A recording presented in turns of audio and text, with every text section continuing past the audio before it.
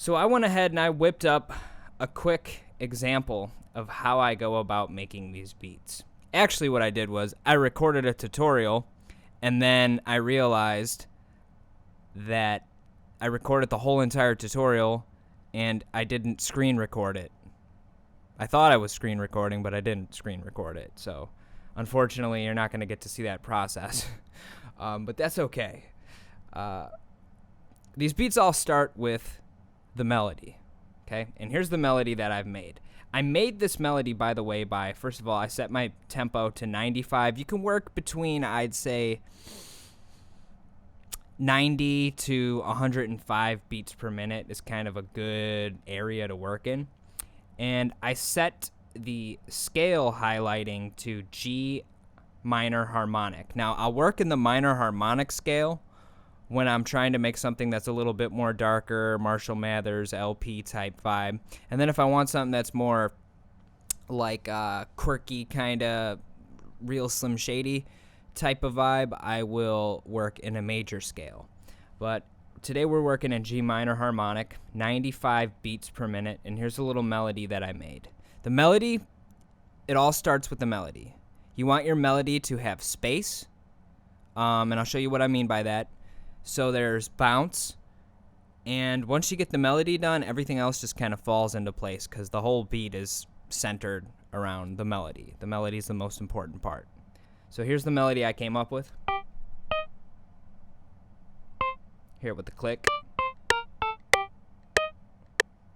So you hear those breaks. So there's the space, dun dun, and then the little climb down. And the little climb down is important. Climbing up and climbing down at a certain point, that's what kind of gives it that sort of feel and bounce. And having that space there.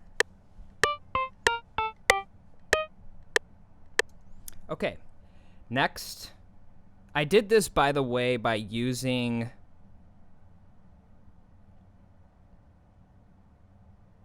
instruments, guitar, and then I used picked humbucker. Everything I'm using in this tutorial is all stock plugins and stock samples. I went ahead and I made this little drum loop. The drum loops are always very simple. A little two-step hi-hat. There's no swing. Just put the snares in there, the kicks, and I got these drum samples from Legacy Drums Hip Hop. That's where all those samples came from. So I got a little drum loop, and there we go.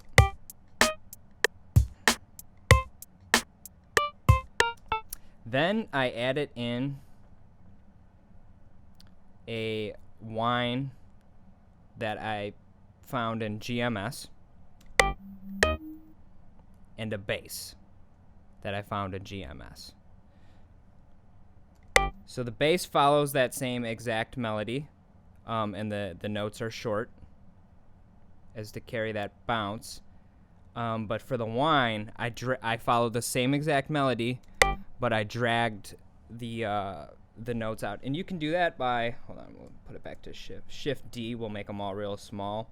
If you hit Command L, I'm on a Mac, it'll link them all together. So you can make that happen there.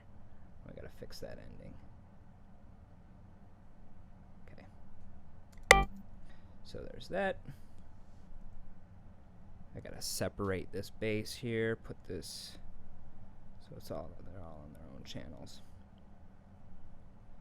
Okay, so we got the drum loop, the bass, then the whine, and then I stack one or two more instruments for the chorus. I use the piano.